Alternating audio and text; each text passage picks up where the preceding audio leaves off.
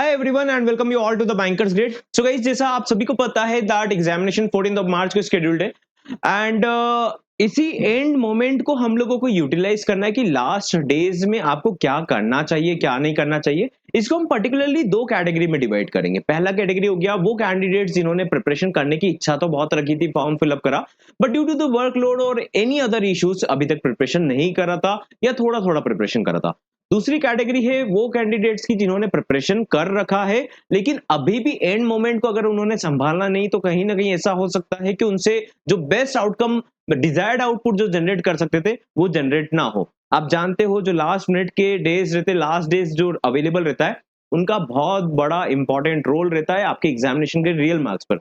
बहुत सी बार ऐसा होता है candidates through out of the year पढ़ते हैं बट एग्जाम से 3-4 दिन पहले हैंड्स ऑन नहीं करा या प्लान सही तरीके से नहीं करा तो वो आउटपुट जनरेट नहीं होता जो डिजायर्ड करते हैं या डिजर्व करते हैं, राइट। तो इस सेशन में दोनों कैटेगरी के अकॉर्डिंग मैं रोड मैप बताऊंगा एंड आपको स्ट्रिक्टली उसी तरीके से फॉलो करना है जिससे एक आउटकम जनरेट हो। ओके, चलिए सेशन को स्टार्ट करते हैं। उससे पहले सभी के लिए क्विक अपडेट दैट अगर आप लोगों ने बैच में एनरोल नहीं करा, आप प्रॉपर प्रिपरेशन करना चाहते हो तो आप लोगों के लिए एक नया कॉम्बो लास्ट मिनट्स का लॉन्च करा है, that is banking knowledge descriptive writing. इसमें दोनों अवेलेबल रहेगा। ये 50 मार्क्स का आता है, ये 40 मार्क्स का आता है, 90 मार्क्स अप्रोक्सीमेटली इसी का अवेलेबल है। और साथ में टेस्ट सीरीज सो दैट आप लोग एक प्रैक्टिस कर सके, एग्जाम से पहले एक बार हैंड्स ऑन कर सके। बहुत सी बार ऐसा होता है ना, एग्जाम देने के बाद लगता है कि यार ये मुझे पहले पता होता कि ऐसा पेपर रहेगा, ये मिस्टेक करने वाला हूं या करने वाली हूं तो रेक्टिफाई हो जाएगा, राइट। उसके अलावा लास्ट मिनट्स में आप लोगों का कॉम्बो पूरा बैच अवेलेबल है जिसमें करंट अफेयर्स भी इंक्लूडेड है। हाउएवर मैं गाइड नहीं करता हूं कि करंट अफेयर्स आप एंड मोमेंट पर करें। उन कैंडिडेट्स के लिए ये करना जरूरी है जिन्होंने पहले थोड़ा पढ़ रखा था, अब उनको केवल यूनियन बजट एटसेट्रा रिवाइज करना चाहिए। तो descriptive writing, banking knowledge, CA test series complete last minute combo है, हाई वेटेज स्कोर का रहेगा। It is available at 1699 only. To enrol आप लोगों को व्हाट्सएप करना है, व्हाट्सएप नंबर स्क्रीन पर अवेलेबल है। यहाँ पर आप लोगों को जब भी जिस टाइम पर भी वीडियो देख रहे हो आप लोगों के लिए एंड टाइम पर भी बेनिफिशियल रहेगा क्योंकि डिस्क्रिप्टिव राइटिंग के फॉर्मेट आप लोग देखेंगे जो कि आप शायद एग्जाम से एक दिन पहले भी आप लोगों के लिए फ्रूटफुल हो जाएंगे क्योंकि 50 नंबर का वेटेज रखता है। आप जितना उसको अब्सॉर्ब कर लेंगे आपके मार्क्स इतने एड ऑन होते जाएंगे। Current affairs, banking knowledge, financial final short capsules and descriptive writing के प्रैक्टिस सेट से और टेस्ट सीरीज भी अवेलेबल है। एक और कंप्लीट एक्सेस अगर आपको चाहिए कि मुझे इंग्लिश भी प्रैक्टिस करना है, मुझे कंप्यूटर एप्टीट्यूड भी प्रैक्टिस करना है, कंप्लीट एक्सेस चाहिए, it is available as usual as 2499 only. और इसी में साथ में आप लोगों के लिए इंटरव्यू का भी ऐड ऑन है, दैट इज 2499 में आपका रिटर्न एक्सेस है और 2999 में रिटर्न प्लस इंटरव्यू का कॉम्बो है क्योंकि अभी एग्जाम के जस्ट बाद ही आप लोगों को कहीं ना कहीं सही डायरेक्शन में इंटरव्यू का भी प्रिपरेशन करना चाहिए। ओके, अब ये पूरा सारे सब्जेक्ट्स कवर्ड है, एंड मोमेंट के मैराथन्स भी इंक्लूडेड है। इट इज अवेलेबल है 2499 ओनली। जिस भी बैच में आपको एनरोल करना है व्हाट्सएप पर टीम को मैसेज कीजिएगा दैट मुझे फुल कोर्स में एक्सेस लेना है, कंप्लीट सिलेबस में एक्सेस लेना है या एक लास्ट मिनट के कॉम्बो में एक्सेस लेना है। दोनों बेनिफिशियल रहेगा। The first one combo is at 1699 only, complete access is at 2499 only.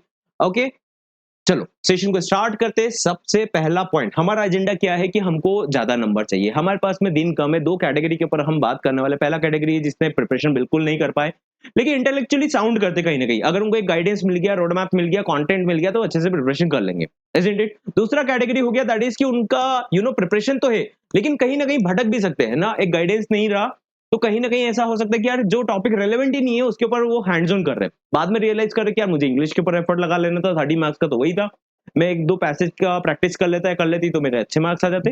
दोनों कैटेगरी को हम साथ में लेकर चलेंगे। तो देखो सबसे ज्यादा वेटेज जो एज यूजुअल मैं हमेशा से आप लोगों को फोकस कर रहा हूँ दैट इज डिस्क्रिप्टिव राइटिंग। हम लोगों को नंबर खींचना है, टोटल 170 में से हमारा टारगेट होना चाहिए कि हम लोग 90-100 टारगेट करें। इसके अलावा अगर आपको लगता है कि आपका प्रिपरेशन कम हो रहा है, आपका स्कोर 80 के अराउंड में जा रहा है तो ये आपका हाइपोथेटिकल थिंकिंग है। हो सकता है आपका पॉसिबल स्कोर ज्यादा हो, क्यों? क्योंकि वो नेगेटिव मार्किंग एग्जाम में नहीं है। पहला पॉइंट, परफेक्शन की तरफ लेकर प्रिपरेशन बिल्कुल नहीं करना है। आप जब प्रिपरेशन करेंगे तो आपका बहुत मन जलेगा, बहुत मन करेगा कि यार एग्जाम प्रिपरेशन परफेक्ट तो हो ही नहीं रहा है, परफेक्ट नहीं हो रहा है, लेकिन वो स्टेजेस है। जब आप अगर आपने जिम एटसेट्रा कभी प्रैक्टिस करा होगा तो आपको लगेगा या पहले दिन पेन होगा, ये होगा, फिर एकदम यूजुअल बन जाती चीजें। तो 2 से 3 दिन आपने मोमेंटम बनाना है ना। आपका मन करेगा कि यार नहीं, आपका मन करेगा एनालिसिस करने बैठ जाते, आपका मन करेगा बार बार कि हम यार थोड़ा सोच लेते क्या करना है, क्या करना है, क्या करना है, और टाइम नहीं निकालना है। हमको बुद्धू बन के नहीं घूमना है, मंद बुद्धि बनकर प्रिपरेशन नहीं करना है। हमको प्रिपरेशन करना है, माइंडसेट बनाओ, प्रिपरेशन करना है, यस स्टार्ट कर दो, है ना। स्टार्ट करने के लिए पूरा रोड मैप मैं बता रहा हूँ। पहला हो गया point that is descriptive writing. Letter और ऐसे आता है, 50 नंबर का वेटेज रहता है। बहुत सारे कैंडिडेट्स अगर वाइजली एक्ट करेंगे टाइम पर तो भी वो लोग आराम से 45 मार्क्स के आसपास में स्कोर कर सकते हैं अगर वाइसली एक्ट करें। अदरवाइज नॉर्मल जनरल कैंडिडेट्स की तरह आप करेंगे तो 35 टू 40 स्कोर इसमें कर सकते हैं, which is actually half of your examination cut off, है ना। अगर 100 मार्क्स का कट ऑफ जाता है, 80 90 मार्क्स का कट ऑफ जाता है, तो एग्जैक्टली हाफ नंबर आप यहाँ पर लेकर आ गए। बाकी सब्जेक्ट में नेगेटिव मार्किंग बिल्कुल नहीं है ना। तो अब हमारे पास में कमांड है कि हमको कैसे एक्ट करना है। चलो ठीक है ना। दूसरा वेटेज रखेगा हमारा बैंकिंग नॉलेज। ओके, चलो सबसे पहला पॉइंट हमको समझना है, स्ट्रैटेजी बनाना है कि यार मुझे बेयर मिनिमम नंबर लेकर आना है। पहले डिस्क्रिप्टिव राइटिंग के बारे में पॉइंट्स बताऊंगा मैं, थोड़ा स्पीड में बोलूंगा सो दैट कि आप लोगों को जल्दी जल्दी चीजें बैठे, आप जल्दी जल्दी चीजें ऑर्गेनाइज करना स्टार्ट करें। डिस्क्रिप्टिव राइटिंग अगर आप बैच में एनरोल हो, ध्यान दीजिएगा, आप लोगों का लेटर राइटिंग और ऐसे राइटिंग 25-25 नंबर का है। 2 से 3 क्लास देख लीजिए, इसकी फॉर्मेट तो देख ही लीजिए, फॉर्मेट तो याद करना ही करना है, लेकिन 2 से 3 क्लास देख लीजिए। जो बाद में बैच को ज्वाइन कर रहे हैं या कर चुके हैं, आप लोग 2 से 3 क्लास इसका देख लीजिए। सबसे पहला टारगेट हमारा होगा लेटर राइटिंग, ये 25 मार्क्स का आता है, और ऐसे राइटिंग 25 मार्क्स का आता है। ये 150 वर्ड्स में लिखना होता है, ये 250 वर्ड्स में लिखना होता है। हमारा टारगेट है कि हमारे पास में ऑलरेडी फॉर्मेट अवेलेबल है, राइट। तो आपको क्या करना है, उस फॉर्मेट को, एक ही फॉर्मेट को, चाहे आपके कितने लेटर आएंगे, बैंक मैनेजर को आ जाएगा या म्युनिसिपल कॉर्पोरेशन को आ जाएगा, इनमें से एक ना एक लेटर तो आ नहीं आना एग्जाम में, राइट। तो आप माइंडसेट कर लो, फॉर्मेट आपको ऑलरेडी गिवन है, उसको वर्ड बाय वर्ड याद कर लो, दैट्स इट। इतना कर लीजिए, बैठ जाइए, 1 घंटा बैठ जाइए, 25 नंबर का रहेगा। टारगेट करिए कि यहाँ से 20 नंबर मुझे एनी हाउ लेकर आना है। जिसने बिल्कुल प्रिपरेशन नहीं करा उसको भी यही करना है, जिसने प्रिपरेशन पहले कर रखा है आप लोग प्रैक्टिस करो, एक लेटर डेली टाइप करो, एक ऐसे डेली टाइप करो, है ना। दोनों कैटेगरी के लिए बात करना है। जिसने बिल्कुल नहीं पढ़ा उसको तो लेटर पर सबसे पहले बैठना चाहिए। बैंकिंग नॉलेज छोड़ दो, आप करंट अफेयर छोड़ दो, अभी के लिए इंग्लिश छोड़ दो, कंप्यूटर एप्टीट्यूड छोड़ दो, आप केवल जंप करो लेटर राइटिंग पर। क्यों? क्योंकि यहाँ पर 25 में से 20 नंबर इजीली आपको मिलेंगे सबसे पहले, है ना। ये एक दिन का मेहनत है, एक दिन मेहनत इसके ऊपर कर लो। या एग्जाम से पहले भी देख रहे हो तो टाइपिंग का प्रैक्टिस तो कर लोगे वहां पर, लेकिन कम से कम आप रट कर चले जाओ कि मुझे यही लिखना है, मुझे एड्रेस भी रट कर जाना है, मुझे सब्जेक्ट भी रट कर जाना है कि 2 से स्टार्ट करना है या 4 से स्टार्ट करना है, योर सिंसियरली कैसे लिखना है मुझे रट लेना है। फॉर्मेट आपको ऑलरेडी गिवन है, इनफॉर्मल नहीं भी करोगे, फॉर्मल वाला फॉर्मेट दोनों कर लो, बैंक मैनेजर और आपका अदर फॉर्मल फॉर्मेट, जैसे कि म्युनिसिपल कॉर्पोरेशन को लेटर लिखना, इस तरीके का, है ना, जैसा हमने लास्ट सेशन में भी कवर करा है। ओके, सेकंड, फिर आपको जंप करना है ऐसे राइटिंग के ऊपर। ऐसा क्यों? क्योंकि जब आपका लर्निंग होता है ना, तो आपका स्टेजेस में लर्निंग होता है। आज आप पूरा 100% परफेक्ट नहीं होंगे, कल आपका दिमाग और चलेगा, अरे यार मैं ऐसा सोच रहा था, सोच रही थी, इसमें तो ऐसा करा जा सकता है। फिर आपको लगेगा ये थर्ड स्टेज, तो 2 से 3 दिन आप फॉलो कर लो, है ना। इवन आपका नींद जागता है वेडनेसडे को, थर्सडे को, वेडनेसडे, थर्सडे, फ्राइडे, ये गो थ्रू कर लो, 3 दिन कमांड कर लो, है ना। इसके बाद आपको कहां पर जंप करना है? ऐसे राइटिंग पर। सभी जितने कैंडिडेट्स जिन्होंने प्रिपरेशन भी कर रखा है, आप लोग ये इंश्योर करना कि बैच में आप लोग ऐसे राइटिंग को थोड़ा सा और प्रैक्टिस करना स्टार्ट करें। आपको मैंने आज स्पेशल पॉइंट्स भी दे दिए कि हर टॉपिक्स में क्या क्या पॉइंट एक्स्ट्रा लिखने होंगे, बाकी तो फॉर्मेट आपके पास में भी अवेलेबल है। आपको ऐसे राइटिंग में ध्यान रखना है कि 20 नंबर के आसपास टारगेट करना है। 20 नहीं आता, 15 भी आ गया तो गुड इनफ है, क्योंकि 20-22 नंबर यहाँ पर लाना है, 15 नंबर हमको यहाँ पर लाना है। 37-40 के आसपास नंबर लेकर आ गए, जो आम जनता से बहुत ज्यादा रहेगा। मैक्सिमम जनता आकर कंप्लेंट करेगी कि सर हम तो टाइप कर रहे थे, वहां पर टाइप नहीं हो रहा था, सर मुझे तो पता ही नहीं था ये चीजें, है ना। ये सिली सिली चीजें हमारे ओवर एनालिसिस करने की वजह से हम अक्सर छोड़ देते, विच इज रिक्वायर्ड, और एक्चुअली यही चीज रिक्वायर्ड होता है। एक बहुत ब्रिलियंट पर्सन होना जरूरी नहीं है, लेकिन ऑर्गेनाइज्ड होना जरूरी है कि एक मेरा स्ट्रैटेजी ये है, पेपर में मुझे यहाँ से यहाँ इतना स्कोर कर लेना है, लेकिन पढ़ने लगना है ना। फिर थिंकिंग सब एग्जामिनेशन के बाद। ओके, तो ये फॉर्मेट में आपको पॉइंट्स मैंने बता दिए, लेकिन उसमें भी परफेक्शन का वेट मत करिए। आपको लगता है कि सर मुझे ऐसे के थॉट्स नहीं आ रहे, लिखने में नहीं आ रहा, तो रैंडम उसी टाइटल को लिखो, बाकी पॉइंट्स तो ऐसे जनरेट करेगा कि आपको नंबर मिले, है ना। हर हर टॉपिक पर शूट करेगा वो। तो एनी टू आपको ऐसे राइटिंग का थोड़ा सा लिखने का प्रैक्टिस करना है, जिसने पहले प्रिपरेशन कर लिया है, बैच में ऑलरेडी एनरोल्ड थे पहले से भी, तो आप लोगों के ऐसे राइटिंग में कुछ कुछ टाइटल मन से इमेजिन करो कि इसमें क्या एग्जाम्पल लिख सकते हैं, जो लिख सकते हैं। 100% ऐसे में परफेक्ट होने का मत सोचो, 15 से 20 नंबर टारगेट होते हैं, दैट इज गुड इनफ, है ना। एक एवरेज पर्सन के लिए गुड इनफ है। ओके, बाकी कैंडिडेट्स तो इसमें 2-5 नंबर भी लेकर आ जाए, बहुत बड़ी बात रहेगी। लिख ही नहीं पाते, लिखते हैं तो कुछ भी लिखते हैं कि उल्टा नंबर ही कट होते हैं, राइट। तो यहाँ से हम लोगों को स्ट्रैटेजी, हमारा 35 मार्क्स आप लोगों को स्कोर करना है, जिसने कुछ भी प्रिपरेशन नहीं करा, प्रैक्टिकल बात करेंगे। और ऐसे कैंडिडेट्स जिन्होंने पहले से लर्न कर रखा है, आपको डेली बेसिस पर एक एक टाइप कर कर प्रैक्टिस करते चलना है। ओके, यहाँ पर आप लोगों को 40 टू 45 का टारगेट लेकर चलना है, जिसने पहले से प्रिपरेशन करा है। ये कैसे आएगा? 3 से 4 दिन कंटिन्यूस एक लेटर, एक ऐसे डेली बेसिस पर आपका टाइप होना चाहिए, चाहे वर्ड फाइल पर टाइप करो, टेस्ट सीरीज में टाइप करो, या आपके आउटलुक मेल पर टाइप करो, लेकिन कंप्यूटर पर बैठ कर टाइप कर सकते हो, तो that will be good enough. Okay, और यहाँ से 35 नंबर आपको स्कोर करना है। अब हम आते हैं बैंकिंग नॉलेज के ऊपर। मैं कुछ इंपॉर्टेंट टॉपिक्स आपको हाईलाइट कर देता हूँ, हाई वेटेज टॉपिक्स, सभी को हाई गाइडेंस मिल जाएगा। अब होता क्या है, एंड मोमेंट पर इतने टॉपिक्स है ना, आप शायद भटक जाएंगे, आपको लगेगा कि सर ये पढ़े क्या, सर वो पढ़े क्या, कैपिटल मार्केट पढ़े क्या, मनी मार्केट इंस्ट्रूमेंट पढ़े क्या। बट द थिंग इज, क्या उससे सारा सिलेबस नहीं आएगा, हमको ऐसा स्ट्रैटेजिकली पढ़ना है कि बैंकिंग नॉलेज का हमारा हाई वेटेज कंप्लीट हो जाए। हर एग्जामिनेशन में ऐसा होता है कि एक पोर्शन का वेटेज ज्यादा होता है, बाकी चीजें आती सब जगह से, लेकिन वो कम परसेंटेज में आती है।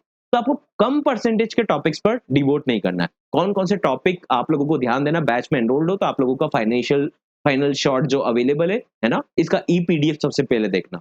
जो भी टॉपिक मैं बताऊंगा उसका ई पीडीएफ पहले देखना, उसके बाद में उसका कंटेंट देखना। वेडनेसडे को मैं एक मैराथन लूंगा जहां पर हाई वेटेज टॉपिक एक बार कंप्लीट रिवीजन करवाऊंगा, है ना, क्लास में याद कराने की कोशिश भी रहेगी।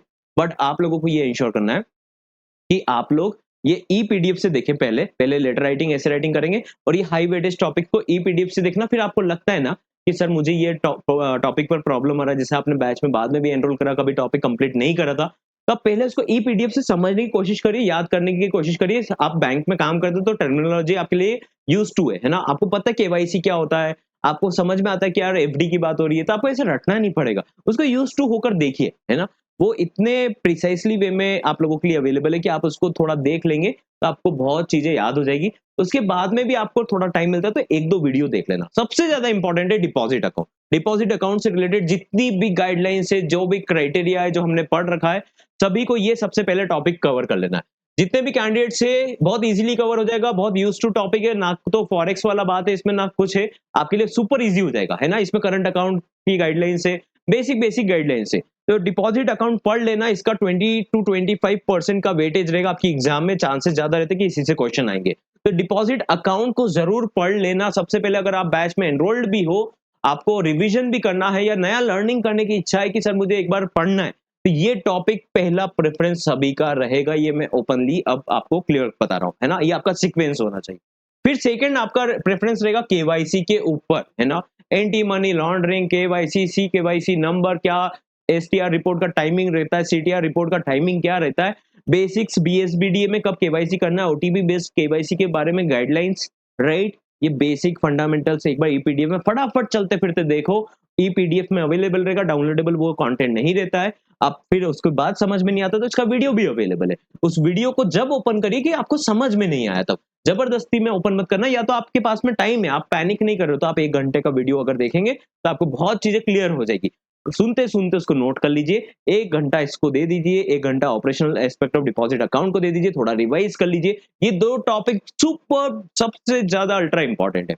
उसके बाद में आएगा एनआरआई बैंकिंग और रेमिटेंस। ये और टॉपिक है जो आपके सुपर सुपर इंपॉर्टेंट है, बहुत ज्यादा इंपॉर्टेंट है ना। एनआरआई बैंकिंग हो गया, रेमिटेंस हो गया। कौन सा रेमिटेंस हो गया? ये फॉर आपका लिबरलाइज रेमिटेंस स्कीम।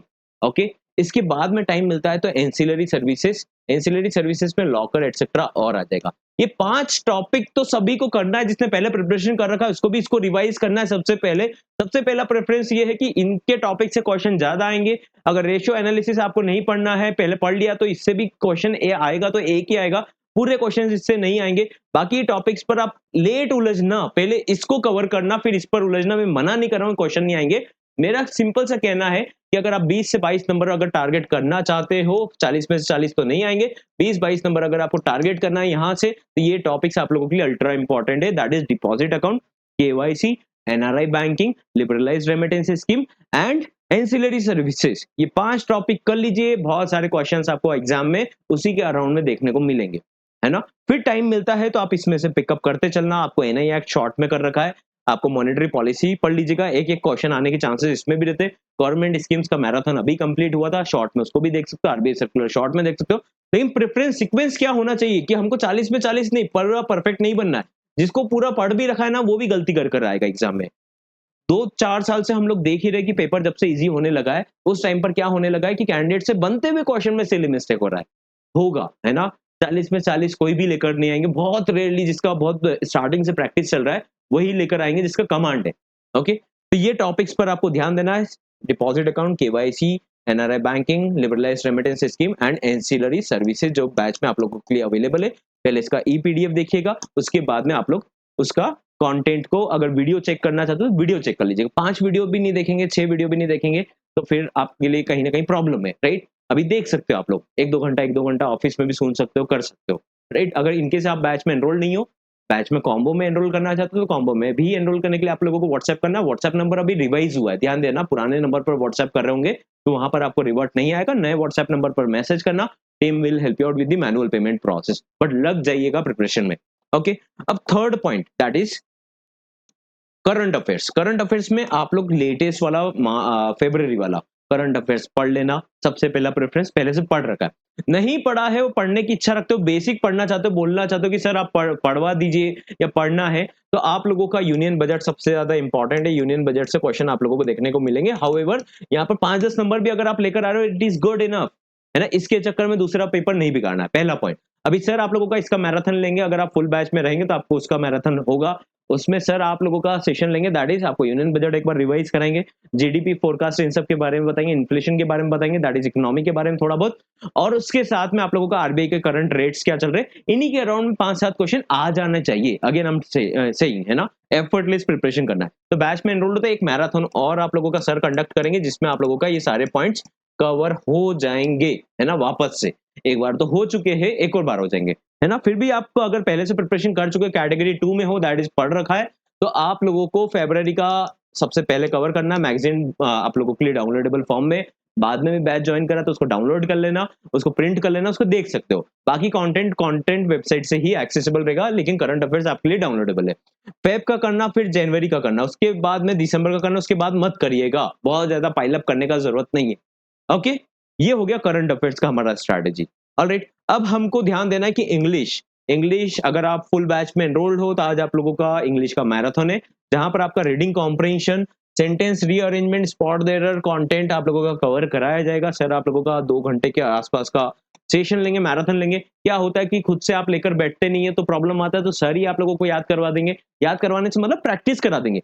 पता है क्या होता है, जब एग्जाम में आप जाते हो तो आपको लगता है इंग्लिश है, क्या पढ़ना, हम तो करंट अफेयर्स पढ़ते, दिमाग ऐसा उलझाता है ना कि हमको टफ टास्क करना है, इजी टास्क नहीं करना। ये इजी टास्क है, यहाँ पर रीडिंग के बेस्ड क्वेश्चन आते हैं, आपका कम्युनिकेशन स्किल्स अच्छा नहीं है तो भी चलेगा, रीडिंग के बेस्ड के क्वेश्चन आते, इजंट इट? अब आपका सेकंड पॉइंट आता है यहाँ पर कि क्या करना है। तो रीडिंग कॉम्प्रिहेंशन में क्या होता है, जैसे आपके पास में पैसेज आता है एग्जाम में तो आपका मन करता है यार इतना बड़ा कौन पढ़ेगा। ऐसा क्यों होता है? क्योंकि आपका प्रैक्टिस नहीं है, दिमाग नहीं चलता, उस टाइम पर बर्डन आता है, नया डेटा पढ़ते हो तो दिमाग में सेटल नहीं होता, याद नहीं होता एकदम से, है ना? तो that is why it is recommended कि अगर आप बैच में एनरोल्ड हो तो आप कम से कम 5 से 6 पैराग्राफ एग्जाम से पहले सॉल्व कर जाना। एग्जाम से एक दिन पहले भी रीड करके जाओगे ना, उसकी कमांड की बात अलग ही रहेगी, है ना? आपका इंग्लिश अच्छा है, बुरा है, आप सर के साथ में मैराथन कर लीजिए। उसके बाद में आपके ई बुक सेक्शन में ऑलरेडी इसके प्रैक्टिस के क्वेश्चंस अवेलेबल है। आप 4 से 5 पैराग्राफ तो ऐसा एजेंडा बना लीजिए कि 4 से 5 पैराग्राफ पढ़कर जाना है ना? 4 से 5 पैराग्राफ सॉल्व करके जाना है एग्जाम से पहले, चाहे एक रात पहले करो, क्योंकि नया डेटा नहीं पढ़ रहे हो आप तो बस ऐसे देख रहे हो, आपका स्पीड बनेगा उसको रीड करने का। 5 पैराग्राफ सभी को रिकमेंडेड है, जिसने पहले से प्रिपरेशन नहीं करा उसको भी, और जिसने पहले प्रिपरेशन कर रखा है, मैराथन करना है सर के साथ में, और उसके साथ में उनको क्या करना है, दैट इज 4 से 5 का प्रैक्टिस करके जाना है एग्जाम से पहले। जैसे आपका एग्जाम सैटरडे को है तो फ्राइडे को 2-3 पैराग्राफ पढ़कर जाना। रिवीजन में दिमाग मत उलझाना कि अरे रिवीजन में छूट जाएगा तो छूट जाना, है ना? करंट अफेयर छूट जाएगा, नंबर इधर से आएंगे, ये प्रैक्टिस दिलाएगा आपको। सेंटेंस रीअरेंजमेंट का भी सेम तरीके से प्रैक्टिस होता है, सीक्वेंस चलता है, आपको सर ट्रिक्स भी बता रहे कि 5-6 सेंटेंस रहेंगे, उनको अरेंज करना है। इंग्लिश अच्छा हो नहीं हो डजंट मैटर, लेकिन उसमें ऐसा पॉइंट होता है कि आप देखकर ऑब्जर्व कर पा रहे हो, यार हेंस लिखा है, देयरफॉर लिखा है, सिंस लिखा है, क्या लिखा है, कैसे कनेक्टिंग आपका स्टेटमेंट स्टार्ट हो रहा है, जिसको आप पता कर सकते हो कि लास्ट क्या होगा, पहला कौन सा होगा। ओके, तो ये आपका ट्रिक में आएगा। इसके भी कम से कम आपको 5 से 7 सेंटेंस रीअरेंजमेंट के क्वेश्चंस प्रैक्टिस करना है। ई बुक सेक्शन में आप लोगों के लिए अवेलेबल है।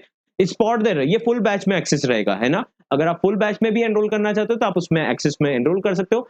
स्टार्टिंग से ही हम लोगों ने प्राइस बहुत रीजनेबल स्टार्ट करा था, 2499। उससे पहले थोड़ा बीच में इंक्रीज हुआ था, बट एक्चुअली आप लोगों का चाहे वो एंड टाइम रहे, लेकिन कंटेंट वाइज आप लोगों का मनी इज वेरी जस्टिफाइड, क्योंकि आपको एंड टाइम पर पूरा थाली में परोसा जाता है। क्लोज टेस्ट ये करना चाहते हो कर सकते हो, लेकिन इसका इन तीनों का प्रैक्टिस करोगे 15 से 20 नंबर तो इन्हीं से लेकर आ जाओगे। बाकी मिसलेनियस के फिल इन द ब्लैंक्स आ जाएगा, डबल फिलर आ जाएगा, वर्ड स्वैप टाइप की कुछ चीजें आ जाएगी, तो यहाँ से भी 2-5 नंबर एक्स्ट्रा लेकर आ जाएंगे, है ना? इस पे प्रैक्टिस करो, इस पर टारगेट करो। जिसका इंग्लिश अच्छा है 25 नंबर के आसपास में टारगेट करो, 30 भी लेकर आ सकते हो, आई नो। और जिसका इंग्लिश बेकार है, ओके ओके है, 15 से 20 नंबर तो बेयर मिनिमम टारगेट करना है, स्ट्रैटेजिकली चलना है सारे सेक्शन में। अब कंप्यूटर एप्टीट्यूड में दोनों कंडीशन बनेगा, कुछ कैंडिडेट्स का प्रिपरेशन पहले से है, कुछ कैंडिडेट्स का प्रिपरेशन पहले से नहीं है। ध्यान देना, इस सब्जेक्ट को हर कोई टेकन फॉर ग्रांटेड लेता है, बट आपको वाइसली एक्ट करना है, राइट? ये टॉपिक आपका 20 नंबर का रहेगा। आपकी एग्जाम में ना सब मैक्सिमम चीजें कोडेड वे में आता है, दैट इज मशीन इनपुट आता है 4 से 5 नंबर का हर साल आ रहा है। Coded direction, coded inequality, coded blood relation, alpha numeric series, setting arrangement, syllogism, ये भी आ सकता है। बट इन टॉपिक्स के ऊपर आपको मेहनत बिल्कुल नहीं करना है। कोई दूसरा कॉम्पिटेटिव एग्जाम भी हो तो इसके ऊपर अभी तो उलझना ही नहीं है। ओके, कोडेड अगर सिलोजिज्म आ गया तो भी नहीं उलझना है। नाउ द थिंग इज, जिसने पहले से प्रिपरेशन नहीं करा उसको मैं कैटेगरी ए बोल रहा हूँ, और जिसने पहले से प्रिपरेशन कर रखा है उसको मैं बी बोल रहा हूँ। ट्रस्ट मी, ये बात पूरी सुनना, तो आप लोगों के लिए बहुत सुपर इजी हो जाएगा। अब इसका भी मैराथन सर आप लोगों का प्रोबेबली कर लेंगे, है ना, जिसमें आपको टॉपिक एक बार बेसिक से फिर समझाएंगे और उसके बाद में उसको गो थ्रू करवाएंगे। वो ये फुल बैच में रहेगा। ओके, तो देखो कैटेगरी 1 जिसने कुछ भी नहीं पढ़ा, आपको क्या करना चाहिए आइडियली, आपको 1 से 2 टॉपिक इसमें स्टार्ट करना चाहिए, केवल 1 से 2। आपको टारगेट करना है 5 से 10 नंबर एग्जाम में। क्या करना है? 5 से 10 नंबर केवल। मैक्सिमम कैंडिडेट्स जिसने बहुत ज्यादा प्रिपरेशन कर रखा है ना, वो भी 12-13 नंबर ही टारगेट कर पाएंगे, है ना। 20 में से 20 तो कोई भी बहुत रेयरली ला पाते हैं, क्योंकि पैटर्न थोड़ा फिक्स्ड रहता है और 20 मिनट का टाइम बहुत कम पड़ता है। तो आपको क्या करना है, स्टार्ट करना है 1 से 2 टॉपिक। मैं आपको सजेस्ट कर देता हूँ, इनइक्वालिटी आपको प्रेफरेंस पर रखना है। इनइक्वालिटी कोडेड जो आता है वो सुपर इजी आता है, तो आपको इस टॉपिक से स्टार्ट करना। सर भी आप लोगों का कल या परसों में जब भी मैराथन लेंगे, उसमें आप लोगों को कोडेड इनइक्वालिटी का बेसिक समझाएंगे, ट्रिक्स बताएंगे और उसके बाद में उसको सॉल्व कराएंगे फटाफट से, है ना। तो आपका प्रैक्टिस ही सर वहां पर करा देंगे।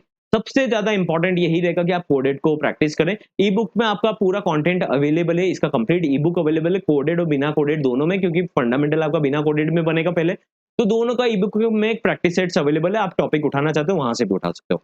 ठीक है, तो आपको पहले स्टार्ट करना है इनइक्वालिटी से, जिसने पहले प्रिपरेशन नहीं करा है ये टॉपिक पढ़ सकते हो। इसके बाद में आप कोडेड ब्लड रिलेशन या कोडेड डायरेक्शन या मशीन इनपुट, इन तीनों में से कोई सा एक टॉपिक ले लीजिए। आपको लगता है पहले से आपने मशीन इनपुट थोड़ा बहुत किसी और एग्जाम में पढ़ रखा है, तो इसको पिकअप कर लीजिए। आपको लगता है कोडेड डायरेक्शन पहले कहीं ना कहीं पढ़ रखा है, तो इसको ले लीजिए।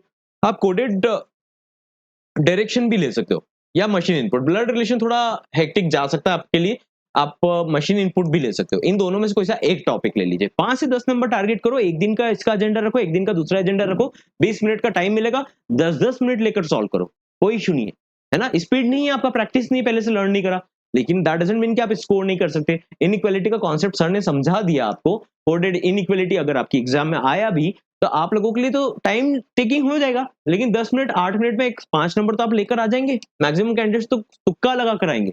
उसके बाद में आपने कोडेड डायरेक्शन, कोडेड या मशीन इनपुट में से एक कैटेगरी आपके अकॉर्डिंग चूज कर लेना, उस कैटेगरी को भी आप लोग कवर कर लेना। 4-5 नंबर आप लोग बना सकते हो, 8 से 10 नंबर आप यहाँ पर लेकर आ सकते हो। बाकी में एक जो भी आपको तुक्का लगाना है वो एक कैटेगरी से तुक्का लगा लेना। एंड टाइम पर स्ट्रक मत होना कि हमसे तुक्का ही नहीं लगा सर, 10 क्वेश्चन ऐसे ही रह गए। उसका तुक्का लगाने का टाइम भी रखना, वाइसली एक्ट करना एग्जाम में, एकदम इमोशनल या उसमें मोमेंटम में बहकर नहीं एक्ट करना कि यार ये क्वेश्चन बस सॉल्व हो गया, बस सॉल्व हो गया, वो पूरा टाइमर खत्म। एक्ट करना कि 2 मिनट बचे, 3 मिनट बचे, फटाफट से मैंने मार्क कर सारे क्वेश्चन को, राइट। सारे क्वेश्चन मार्क कर कर आना है। करंट अफेयर्स हो या इंग्लिश हो या बैंकिंग नॉलेज हो, आपको लगता है कि मुझसे छूट रहा है ना, सब मार्क करो। और एक ही लाइन जैसा मार्क करना कि ए मार्क करा, बी भी मार्क करा, क्योंकि प्रोबेबिलिटी बन जाता है कि 3 4 5 6 के बाद में एक क्वेश्चन तो सही होगा आपका, राइट। तो ऐसे टाइम निकाल कर रखना।